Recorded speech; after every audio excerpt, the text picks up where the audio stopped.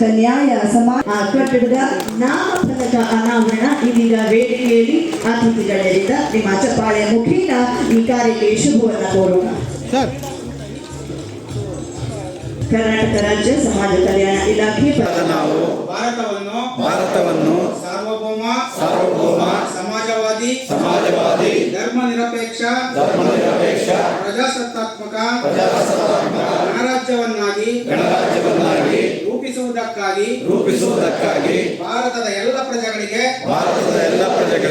ಸಾಧಿಸಿಕೊಂಡು ಅಂಗೀಕರಿಸಿ ಶಾಸನವಾಗಿ ವಿಧಿಸಿಕೊಂಡಿದ್ದೇವೆ.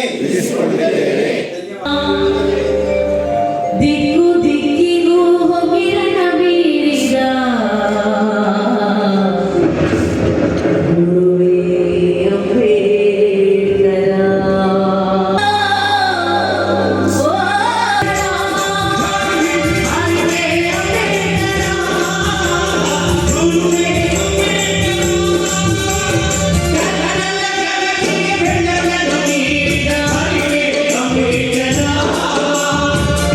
Let's go.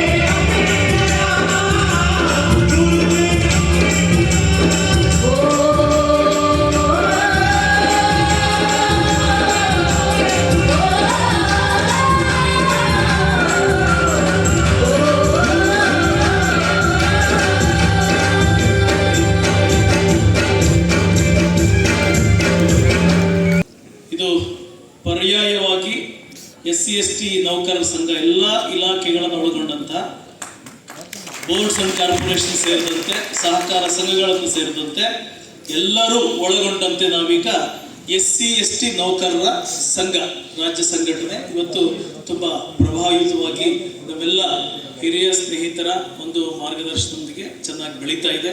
ಈ ನಿಟ್ಟಿನಲ್ಲಿ ಇವತ್ತು ತುಮಕೂರು ಜಿಲ್ಲೆಯಲ್ಲಿ ನಮ್ಮ ಕೃಷ್ಣಪ್ಪನವರು ರಾಜ್ಯ ಉಪಾಧ್ಯಕ್ಷರು ತುಂಬ ಆಸಕ್ತಿಯಿಂದ ಈ ಒಂದು ಕಾರ್ಯಕ್ರಮವನ್ನು ಆಯೋಜಿಸಿದರೆ ಅವರಿಗೆ ಮೊಟ್ಟ ಮೊದಲಿಗೆ ಧನ್ಯವಾದಗಳನ್ನು ಹೇಳ್ತಾ ಇದ್ದೀನಿ.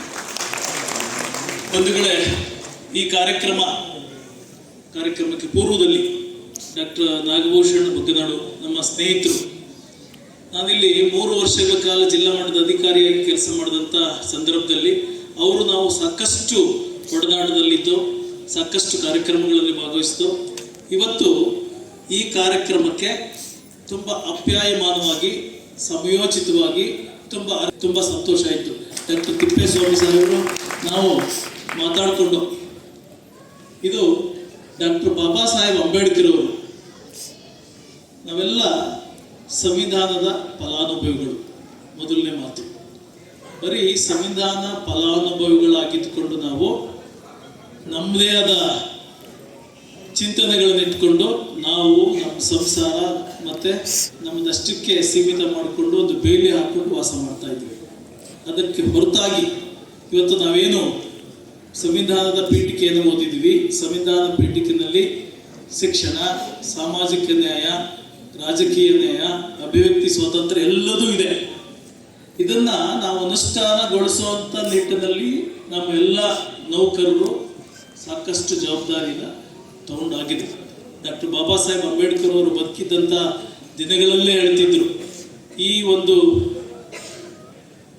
ಸಮಾಜದಿಂದ ಬಂದಂತಹ SC/ST ನೌಕರರು ಏನಿದ್ದಾರೆ ತಮ್ಮ ದುಡಿಮೆಯ ಒಂದು ಭಾಗ, ಅದು ಜ್ಞಾನದ ಭಾಗ, ಅದು ಒಂದು ಆರ್ಥಿಕತೆಯ ಭಾಗ, ಅಥವಾ ಅವರೊಂದು ಶ್ರಮದ ಭಾಗವನ್ನು ಸಮಾಜದ ಅಭಿವೃದ್ಧಿಗಾಗಿ ಕೊಡಬೇಕು ಅನ್ನುವಂಥದ್ದು ಬಾಬಾ ಸಾಹೇಬ್ ಅಂಬೇಡ್ಕರ್ ಅವರ ನಿಲುವಾಗಿತ್ತು. ಇವತ್ತೇನಾಗಿದೆ, ಪ್ರೊಫೆಸರ್ ಹೇಳಿದ್ರು, ಇವತ್ತು ನಾವು ಸತ್ಯನಾರಾಯಣ ಪೂಜೆ, ಆರುತ, ಗಜಗೌರಿ ವ್ರತ, ಇನ್ನೊಂದು ಗೌರಿ ಹಬ್ಬ, ಇನ್ನೊಂದು ಹಬ್ಬ, ಎಲ್ಲ ಹಬ್ಬಗಳ ನಡುವೆಗಳು ನಮ್ಮನ್ನು ನಾವೇ ಮರ್ತಂಗಾಗಿದೆ. ಅವತ್ತು ಹೊಸ ಬಟ್ಟೆಗಳು ತಗೊಳ್ಳುವಂಥದ್ದು, ಆಚರಣೆ ಮಾಡುವಂಥದ್ದು, ಬಸವೇಶ್ವರ ಜಯಂತಿ ಬಂದರೆ ಅಷ್ಟು ದೊಡ್ಡ ಇದು ಕಾಣಿಸೋದಿಲ್ಲ. ಭಗವಾನ್ ಬುದ್ಧರ ಜಯಂತಿ ಬಂದರೆ, ಮಹಾವೀರರ ಜಯಂತಿ ಬಂದರೆ ಅಷ್ಟು ದೊಡ್ಡ ವೈಭವೋಪೇತವಾಗಿ ಕಾಣಿಸೋದಿಲ್ಲ. ಡಾಕ್ಟರ್ ಬಾಬಾ ಸಾಹೇಬ್ ಅಂಬೇಡ್ಕರ್ ಅವರ ಜಯಂತಿ ಬಂದರೆ, ಮಹರ್ಷಿ ವಾಲ್ಮೀಕಿಯವರ ಜಯಂತಿ ಬಂದರೆ, ಅಥವಾ ಡಾಕ್ಟರ್ ಬಾಬು ಜಗಜೀವನರಾವ್ ಇಂಥ ಒಂದು ಶೋಷಿತ ನಾಯಕರ ಜಯಂತಿಗಳ ಬಂದಂಥ ಸಂದರ್ಭದಲ್ಲಿ ಎಲ್ಲವ ಬೇಲವಾಗಿ ಕಾಣಿಸ್ತದೆ. ಇದು ಯಾಕೆ? ಅದು ಸೂಕ್ಷ್ಮವಾಗಿ ಹೇಳಿದ್ದು, ಔಚಿತ್ಯಪೂರ್ಣವಾಗಿತ್ತು. ನನಗೆ ಮನಸ್ಸಿಗೆ ನಾಡ್ತು. ನಮ್ಮ ಸರ್ಕಾರಿ ನೌಕರರು ಅಥವಾ ಇಲ್ಲಿರ್ತಕ್ಕಂಥ ಬೇರೆ ಬೇರೆ ವಿಭಿನ್ನ ವರ್ಗದ ನೌಕರರು ನಾವೆಲ್ಲೋ ಒಂದು ಟ್ರ್ಯಾಕನ್ನು ಬಿಟ್ಟು ಹೋಗ್ತಾ ಇದ್ದೀವಿ ಅನ್ನುವಂಥದ್ದು ಅನುಮಾನ ನಮ್ಗೆ ಕಾಣಿಸ್ತಾ ಇದೆ. ಯಾಕೆಂದರೆ ನಮ್ಮ ಭವಿಷ್ಯದ ಪ್ರಜೆಗಳು ನಮ್ಮ ಹತ್ರ ಇದ್ದಾರೆ, ಅವರಿಗೆ ಪ್ರತಿಭೆಗಳು, ಆ ಪ್ರತಿಭೆಗಳಿಗೆ ನಾವು ಇವತ್ತು ಪುರಸ್ಕಾರ ಮಾಡ್ತಾ ಇದ್ದೀವಿ. ಆ ಪ್ರತಿಭೆಗೆ ಪುರಸ್ಕಾರ ಕೊಡ್ತಾ ಇದ್ದೀವಿ ಅಂದರೆ ಅವ್ರಿಗೆ 4 ಮಾತು ಹೇಳಬೇಕಲ್ವ.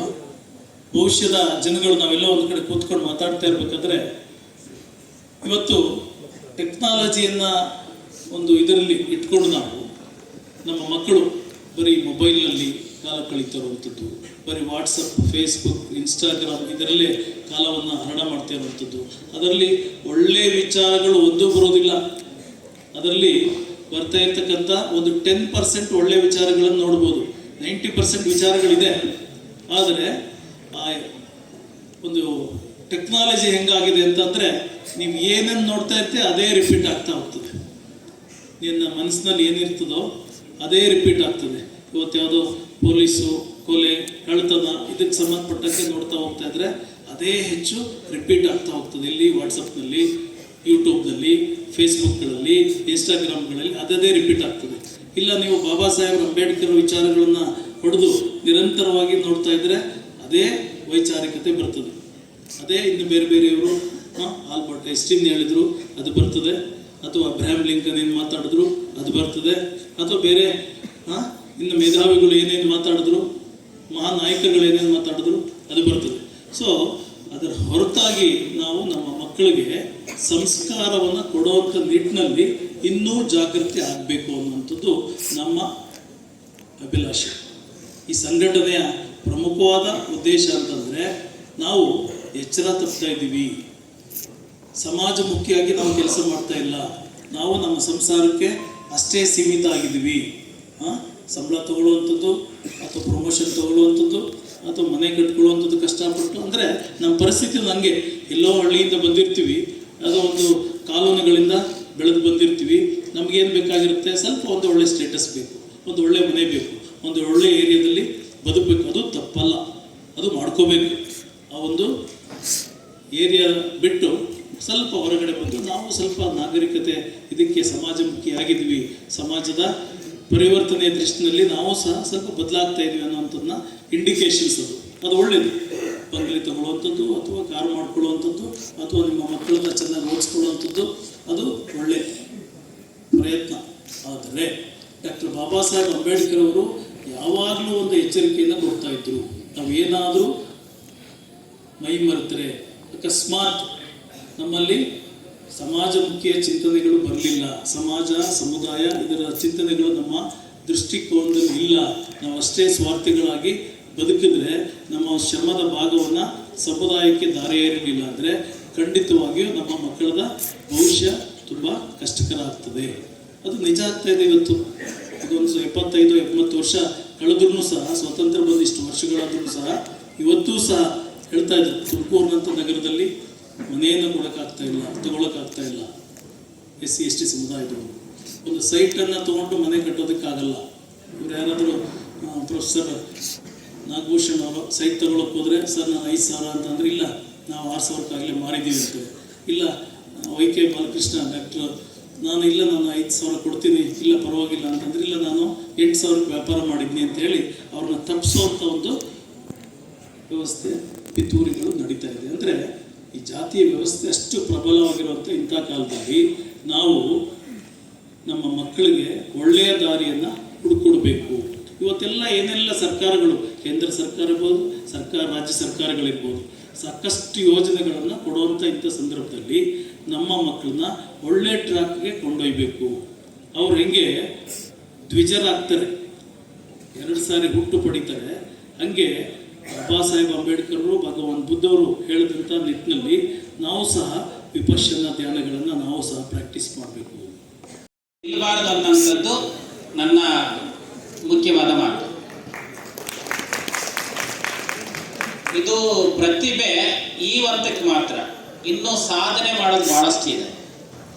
SSLC-ನಲ್ಲಿ ಅಂಕ ತಗೊಳ್ತಿದ್ದಂಗೆ ಲಾಸ್ಟ್ ಆಗಲಿಲ್ಲ, PUC-ನಲ್ಲಿ ಅಂಕ ತಗೊಳ್ತಿದ್ದಂಗೆ ಲಾಸ್ಟ್ ಆಗಲಿಲ್ಲ, ಡಿಗ್ರಿನಲ್ಲಿ ಮಾರ್ಕ್ಸ್ ತಗೊಂಡ್ಬಿಟ್ಟೆ ಅಂತಿದ್ದಂಗೆ ನಾನು ಪ್ರತಿಭಾವಂತ ಅಂತೇಳಿ ಅಂದ್ಕೊಂಬಿಟ್ರೆ ಸಾಕಾಗಲ್ಲ. ಪ್ರತಿಭಾವಂತ ಅನ್ನೋಂಥದ್ದು ಎಲ್ಲರಲ್ಲೂ ಐತೆ, ಎಲ್ಲರಲ್ಲೂ ಪ್ರತಿಭೆ ಇದೆ.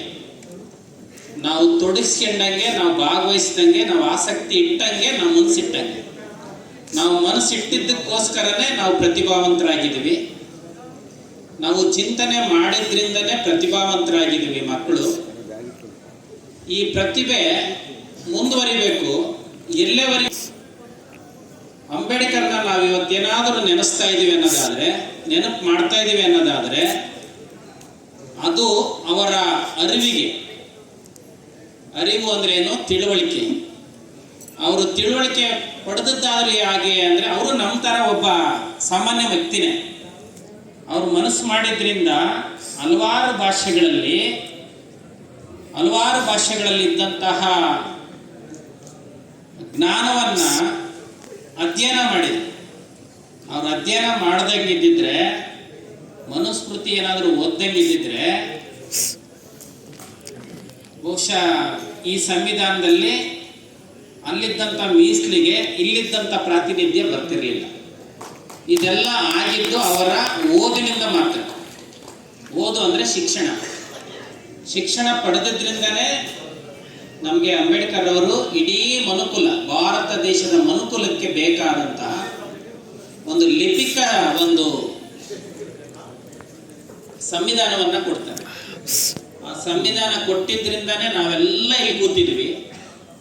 ನಾವೆಲ್ಲ ಸ್ವಂತಕ್ಕೆ ಯೋಚನೆ ಮಾಡ್ತಾ ಇದ್ದೀವಿ, ಸ್ವತಂತ್ರವಾಗಿ ಆಲೋಚನೆ ಮಾಡ್ತಾ ಇದ್ದೀವಿ, ಸ್ವತಂತ್ರವಾಗಿ ಬದುಕ್ತಾ ಇದ್ದೀವಿ ಅಂತ ನಾನು ಈ ಸಂದರ್ಭದಲ್ಲಿ ಹೇಳ್ತಾ, ನಿಮ್ಮ ಪ್ರತಿಭೆ ಎಲ್ಲಿಗೆ ರೀಚ್ ಆಗಬೇಕು ಅಂದರೆ, ಅಂಬೇಡ್ಕರ್ ಏನು ಸಾಧನೆ ಮಾಡಿದ್ರು, ಏನು ಸಾಧನೆ ಮಾಡಿ ಈ ಮನುಕುಲಕ್ಕೆ ಕೊಟ್ಟರು, ಆ ಥರದ ಸಾಧನೆ.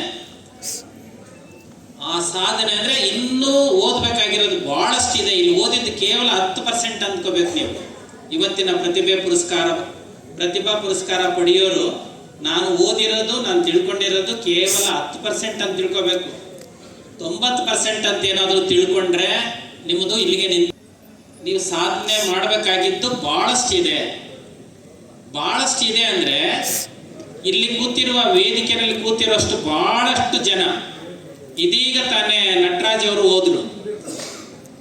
ಅಲ್ಲಿ ವೇದಿಕೆಯಲ್ಲಿ ರಾಜ್ಯಕ್ಕೆ ಅಧ್ಯಕ್ಷರಾಗಿರುವಂತಹ ದೇವರಾಜ್ ಅವರಿದ್ದಾರೆ.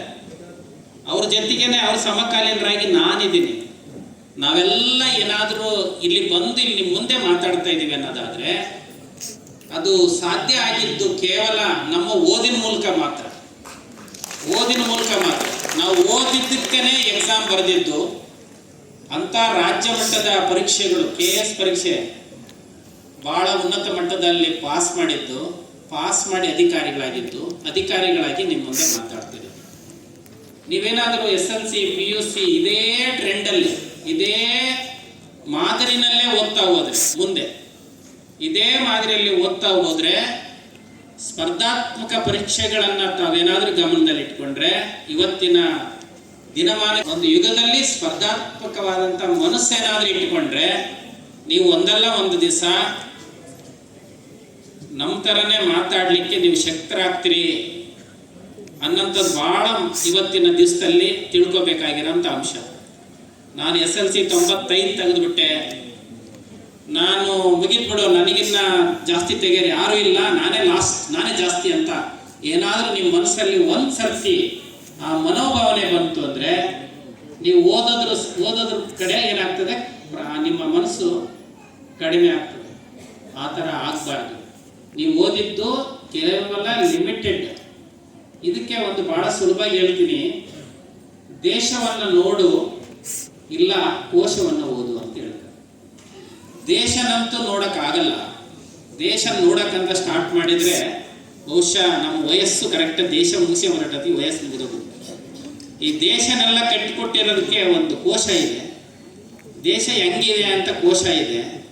ಆ ಕೋಶನ ಸರಿಯಾದ ರೀತಿಯಲ್ಲಿ ಓದಿದರೆ, ಎಷ್ಟು ಬೇಕೋ ಅಷ್ಟೇ ಓದಿದರೆ, ಎಷ್ಟು ಬೇಕೋ ಅಷ್ಟೇ ತಿಳ್ಕೊಂಡ್ರೆ, ಈ ಸ್ಪರ್ಧಾತ್ಮಕ ಜಗತ್ತಿಗೆ ಬೇಕಾದಷ್ಟು ತಿಳ್ಕೊಂಡ್ರೆ, ನೀವು ಒಂದು ದಿವಸ ಇಲ್ಲಿಗೆ ಈ ವೇದಿಕೆಯಲ್ಲಿ ಜಿಲ್ಲಾಧಿಕಾರಿಗಳಾಗಿ ಬರ್ತೀರಾ ಅಥವಾ ಜಿಲ್ಲಾ ಪೊಲೀಸ್ ವರಿಷ್ಠಾಧಿಕಾರಿಗಳಾಗಿ ಬರ್ತೀರಾ, ಒಂದು ಜಿಲ್ಲಾ ಮಟ್ಟದ ಅಧಿಕಾರಿಗಳು ಆಗ್ತೀರಾ ಅಂತ ನಾನು ಈ ಸಂದರ್ಭದಲ್ಲಿ ಹೇಳಬಯಸ್ತೇನೆ.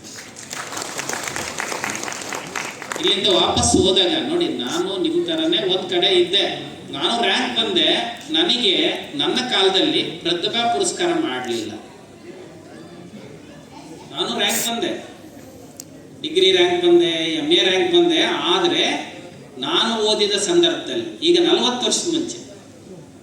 ವರ್ಷದ ಮುಂಚೆ ನಾನು ಓದಿ ನಾನು ರ್ಯಾಂಕ್ ಬಂದಾಗ ನನ್ನ ಗುರುತಿಸುವಂತಹ ನನ್ನವರು ಇದ್ದರು, ಆದರೆ ಗುರುತಿಸಲಿಲ್ಲ. ಇವತ್ತು ನಿಮ್ಮನ್ನ ಗುರುತಿಸ್ತಾ ಇದ್ದಾರೆ.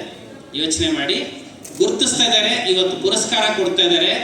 ಕಾರಣ ಇಷ್ಟೇ, ನಿಮ್ಮ ಪ್ರತಿಭೆ ಇಲ್ಲಿಗೆ ಕಮರಬಾರ್ದು, ಇನ್ನೊಂದಷ್ಟು ಪ್ರೇರಣೆ ಆಗಬೇಕು, ನೀವು ಮುಂದೆ ಬರಬೇಕು. ಇದೇ ಹಂತದಲ್ಲಿ ಮೇಲಕ್ಕೆ ಹೋಗ್ಬೇಕು, ಇದೇ ಹಂತದಲ್ಲಿ ಮೇಲಕ್ಕೆ ಹೋಗ್ಬೇಕು, ಬರಬೇಕು, ಇಲ್ಲಿಗೆ ಬರಬೇಕು, ವೇದಿಕೆ ಹತ್ತಬೇಕು. ಒಳ್ಳೆ ಸ್ಥಾನ, ವೇದಿಕೆ ಅನ್ನೋ ಪದ ಇಲ್ಲಿಗೆ ಈ ಸಂದರ್ಭಕ್ಕೆ ಒಳ್ಳೆ ಸ್ಥಾನ ಹಿಡಿಬೇಕು. ನಾವು ಮಾಡಿದ್ದಷ್ಟೇ, ರ್ಯಾಂಕ್ ಬಂದಿವೆ ಅಂತ ನಾವು ಗರ್ವ ಪಟ್ಟಿದ್ರೆ ಅಲ್ಲಿಗೆ ಲಾಸ್ಟ್ ಆಗೋದು. ರ್ಯಾಂಕ್ ಬಂದ್ರೂ, ಯಾವುದೋ ಒಂದು ಸರ್ಕಾರಿ ಕೆಲಸ ತಗೊಂಡ್ರು, ಮದುವೆ ಆದ್ರೂ, ಮದುವೆ ಆಗಿ ಮಕ್ಕಳು ಆದ್ರೂ, ನಾವು ಓದಿದ್ವಿ, ಸಾಧನೆ ಮಾಡಿದ್ವಿ, ಎಲ್ಲೋ ಒಂದು ಕಡೆ ಒಂದು ಉತ್ತಮವಾದಂಥ ಹುದ್ದೆನ ಅಂಬೇಡ್ಕರ್ ಕೊಡುಮಾಡಿರುವ ಆ ಒಂದು ಮೀಸಲ್ ನಡಿನಲ್ಲಿನೇ ನಾವು ತಗೊಂಡು ನಾನು ಇವತ್ತು ನಿಮ್ಮ ಮುಂದೆ ಮಾತಾಡ್ತಾ ಇದ್ದೀನಿ. ಆ ಥರ ನೀವು ನಿಮ್ಮ ಓದನ್ನ, ನಿಮ್ಮ ಪ್ರತಿಭೆಯನ್ನ, ನಿಮ್ಮ ಬುದ್ಧಿ ಮತ್ತು ವಿದ್ಯೆ ಎರಡನ್ನ ಮಿಕ್ಸ್ ಮಾಡಿಕೊಂಡು ನಿಮ್ಮದೇ ಆದಂಥ ಚಿಂತನೆಯನ್ನು ಇಟ್ಕೊಂಡು ನೋಡಿ, ನಾನು ಅಲ್ಲೇ ಕೂತಿದ್ದೆ, ಅಲ್ಲೇ ಕೇಳ್ತಾ ಇದ್ದೆ, ಇವತ್ತು ಇಲ್ಲಿ ನಾನು ನಿಮ್ಗೆ ಹೇಳ್ತಾ ಇದ್ದೀನಿ. ನೀವು ಮುಂದೆ ಒಂದು ದಿವಸ ಇಲ್ಲಿಗೆ ಬಂದು ನಿಂತ್ಕೊಂಡು ನಿಮ್ಮ ಥರ ನಂತರ ಬರೋಂಥ ಮಕ್ಕಳಿದಾರಲ್ಲ ಅವ್ರಿಗೆ ನೀವು ಹೇಳುವಂಥರ ಆಗಬೇಕು ಅಂತ ನಾನು ಈ ಸಂದರ್ಭದಲ್ಲಿ ಹೇಳಿ, ಗುಡಿಸಲಿನಲ್ಲಿ ಹುಟ್ಟುತ್ತವೆ, ಅರಮನೆಯಲ್ಲಿ ಸಾಯುತ್ತವೆ. ಅಕ್ಷರವನ್ನು ಪಡ್ಕೊಂಡು ನಂತರ ನೌಕರಸ್ಥರಾದ್ರವಲ್ಲ, ನೌಕರಸ್ಥರ ಈ ನೌಕರ ವರ್ಗ ಮತ್ತು ಮೊದಲನೇ ತಲೆಮಾರಿನ ಉದ್ಯೋಗವನ್ನು ಹುಟ್ಟಿ ಇವತ್ತು ಅರಣ್ಯ. ಆದರೆ ನಮ್ಮ ಸಮುದಾಯಗಳಿಂದ ಬಂದಂತ ಈ ನೌಕರರು ಈ ಕೆಲಸವನ್ನ ಮಾಡುವುದು ಹಕ್ಕು ಅಂತ ಪರಿಭಾವಿಸ್ಕೊಳ್ಬೇಕಾಗಿದೆ. ಯಾಕಂದ್ರೆ ಮುಖ್ಯವಾಹಿನಿಗೆ ಬರಬೇಕಾಗಿದೆ.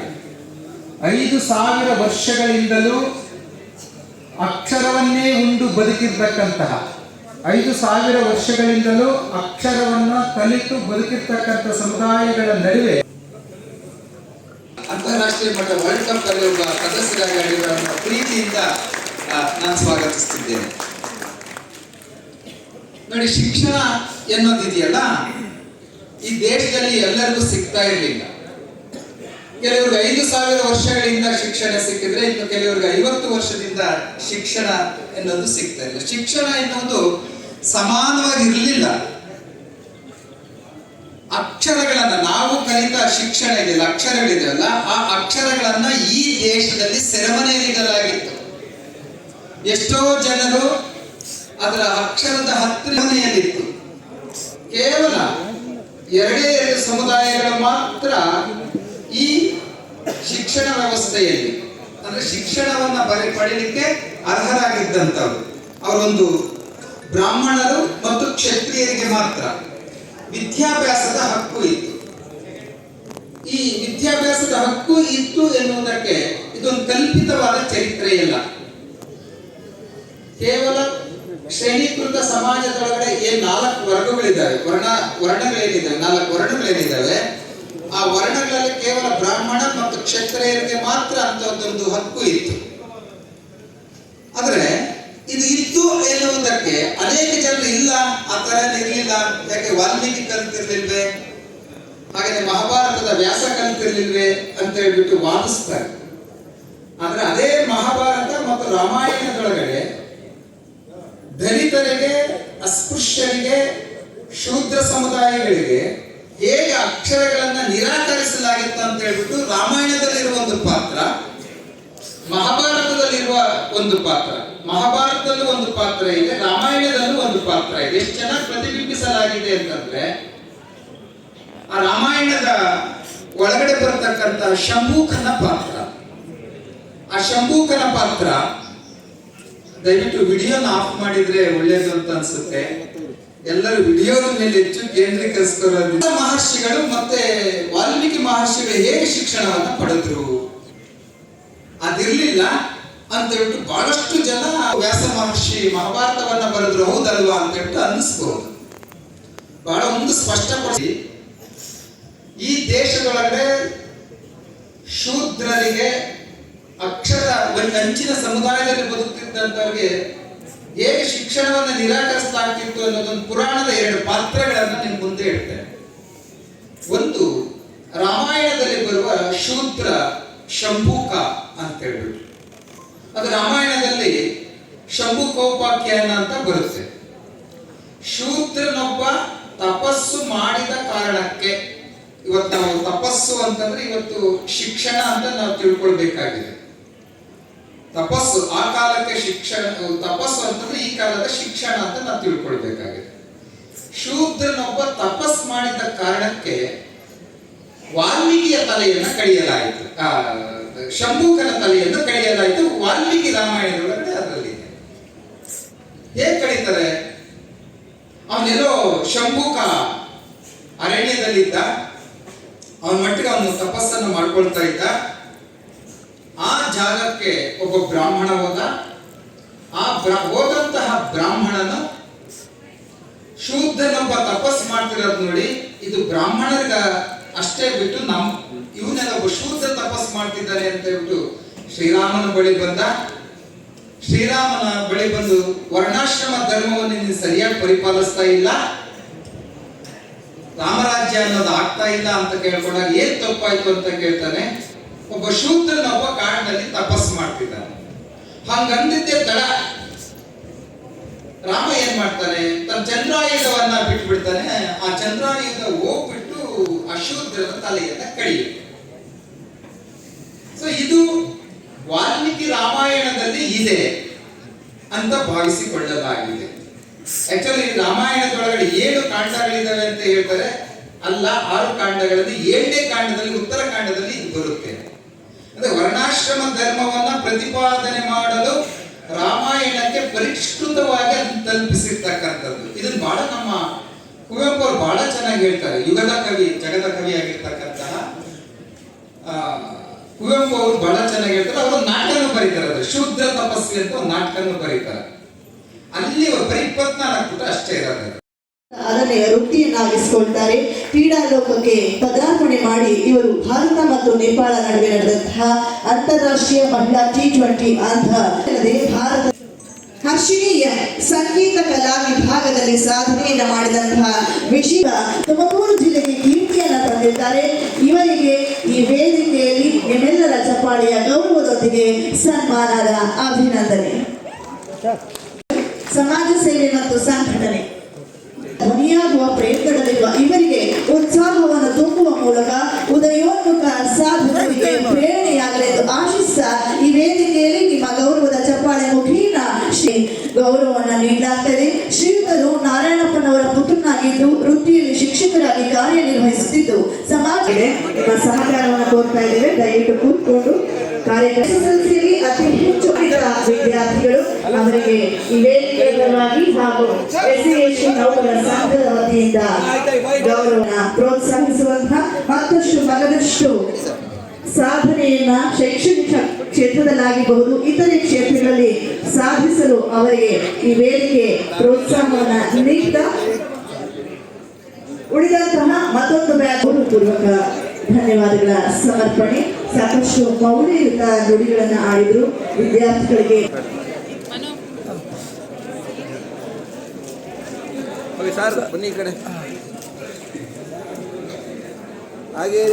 ಜ್ಞಾನವಂತರಾಗಬೇಕು, ಅರಿವನ್ನ ಮಹತ್ವವನ್ನ ಅರಿತು ಇನ್ನೂ ಹೆಚ್ಚಿನ ವಿದ್ಯಾಭ್ಯಾಸವನ್ನು ಮಾಡ್ತಾ ಸಮಾಜಕ್ಕೆ ಸ್ಫೂರ್ತಿಯಾಗಬೇಕು ಎಂಬ ಹಿನ್ನೆಲೆಯಲ್ಲಿ ನಗದು ಬಹುಮಾನ, ನಗದು ಪ್ರೋತ್ಸಾಹವನ್ನು ನೀಡಲಾಗಿದೆ. ಎಲ್ಲ ವಿದ್ಯಾರ್ಥಿಗಳಿಗೆ ಮತ್ತೊಮ್ಮೆ ನಿಮ್ಮ ಚಪ್ಪಾಳೆ ಮುಖೇನ ಅಭಿನಂದನೆಗಳನ್ನು ಸಲ್ಲಿಸೋಣ.